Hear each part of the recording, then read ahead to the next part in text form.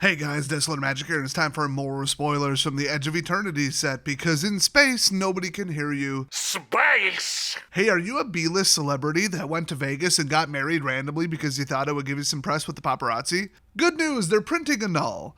It is a promo pack promo, so I actually don't remember if that means it's legal and standard or not, but honestly, as far as unreliable counterspells go, this one's up there on the list, certainly top 10. It only counters a artifact or enchantment spell, which makes sense in this set, but like, if I counter something I want it countered, okay, it's comical when people hit me with the like, oh, counter this unless you pay 2 more. Like, I've got 9 mana, okay? Like, you're running a deck that usually wins on turn 15. You really need one that fast, that rapid, that 2 cost, when you could just pay 3 for cancel? Really? I love it when I beat somebody with a creature spell that they could have stopped and they have this in their hand. Anyway, next up we got some reprints. It's Reflecting Pool. This is one of my all-time favorite lands. I don't know why, I just thought it was neat. It's actually historically pretty pricey too. So if you haven't seen this, it's really interesting.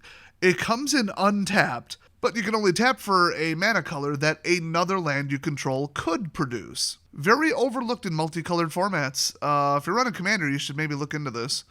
Let's get the rest out of the way. We've got a reprint of Scavenger Grounds. It's a desert. You can tap it for colorless, pay 2, sack a desert, exile all graveyards. Love it.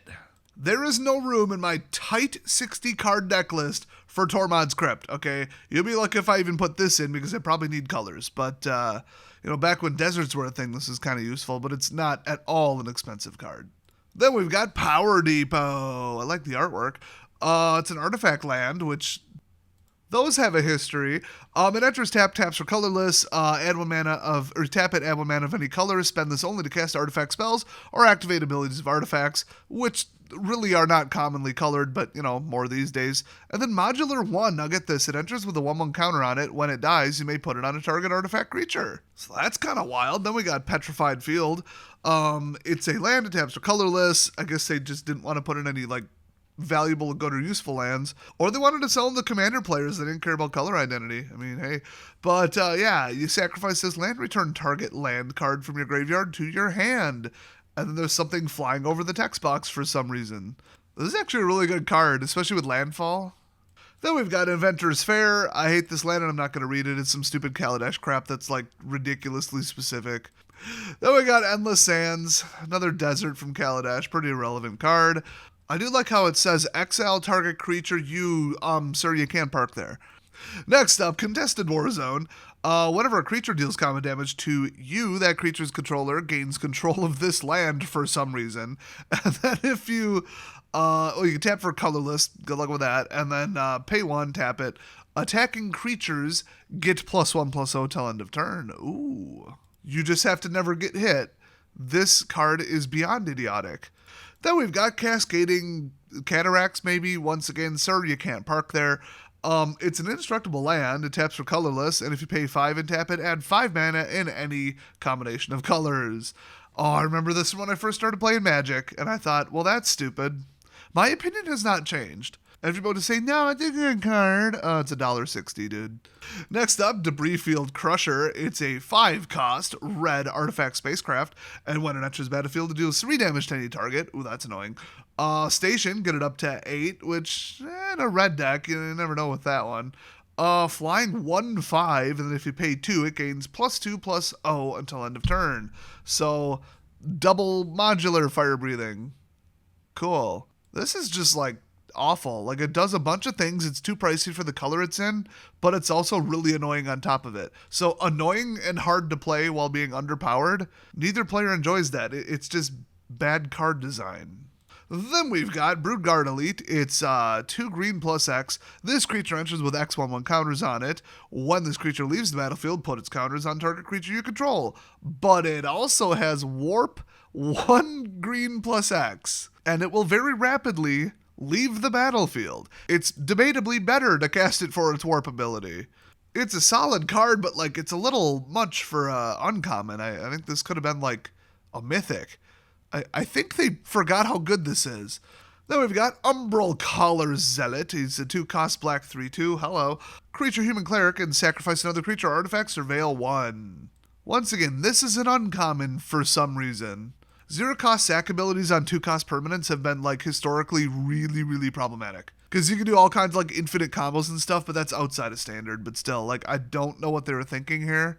Next up, we got Mouth of the Storm. It's a 7 cost blue 6/6 creature elemental with flying and ward 2, and then when it enters, creatures your opponents control get -3, -0 until end of turn. Oh, wait, okay. Until your next turn. I was going to say, there's no point of that if you don't have flash. Still not very good. Then we got Consult the Star Charts.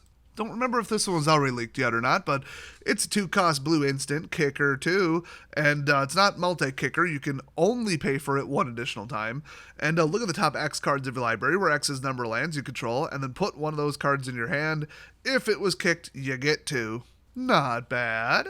Next up, we got a Death Touch 1/1 for 1 in black. They haven't printed many of those lately, actually, so that's cool, right after rotation. Did you notice, though, that it's an artifact and a creature and a robot and an assassin? You could do something with that. I like that, because otherwise these just stand in the way and just slow the game down, which is the point. That's why you play them. But I like a little extra on top of that. Next up, we've got Ilvoy Galeblade. It's a creature jellyfish warrior, because of course it is. It's a 1 cost blue 1/1 with flash and flying, and if you pay 2, sack this creature, draw a card. So that's weird.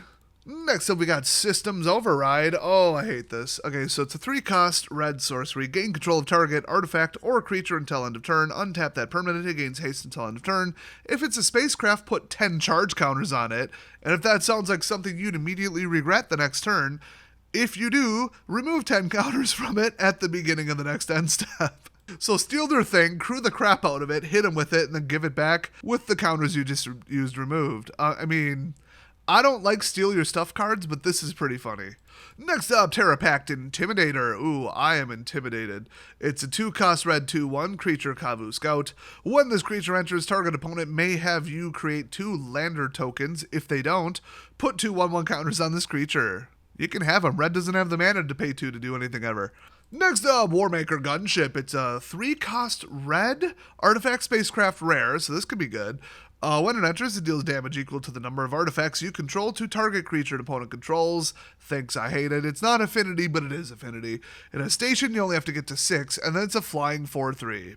This would be annoying if anybody was going to play it, but in Standard Constructed, there isn't a single station card that I think is fast enough to keep up with the current Standard meta. Now, keep in mind, once again, there is a rotation happening, but from what I've seen, it ain't going to slow down much. And then the rest of the cards from this set are going to speed the rest of the decks that survive back up, so, yeah.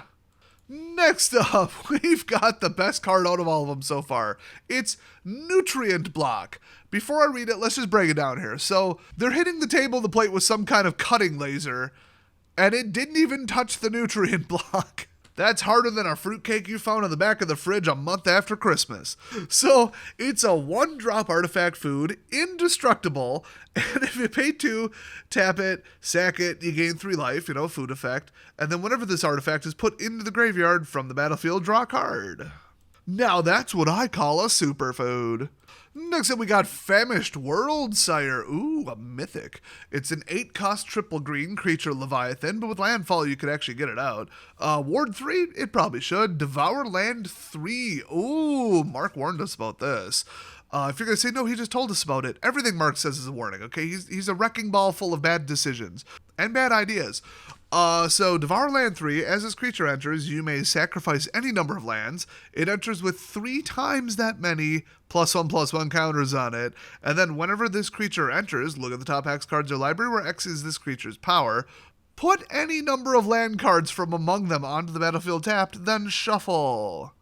So normally with this effect, it's like, okay, I destroyed 3 lands, and then I'm going to look at like 3 cards from the top of my library, and about 1/3 of your deck average, is lands. So you get a diminishing return on this. This is Devour 3, so you can just blow up 5 lands and you'll probably grab 5 lands. Now in a landfall deck, you're probably going to get way more than that. So you can just destroy all of your lands, play this, get like 1 billion landfall triggers and just level the person in one shot.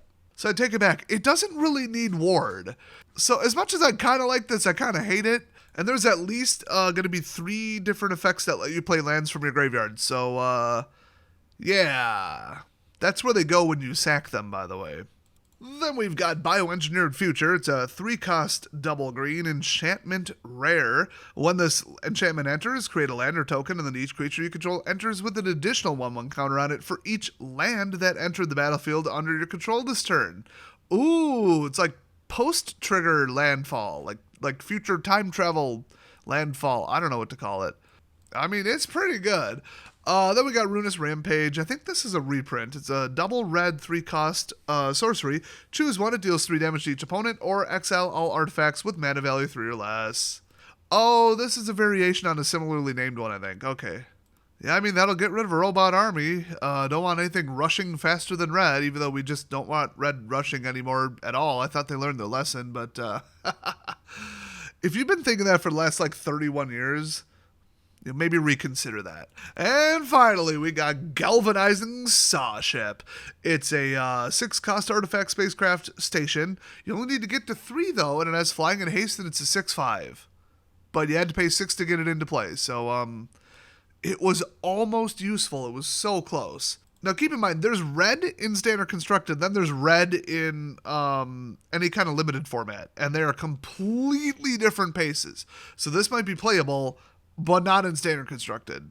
So that's all we got from Spacey McSpacerton, the space set. We've actually got more spoilers coming out in real time here, so I might make another video later today. So hey, thanks for watching, everybody. Let me know what you think of the set overall so far, and I'll see you guys next time.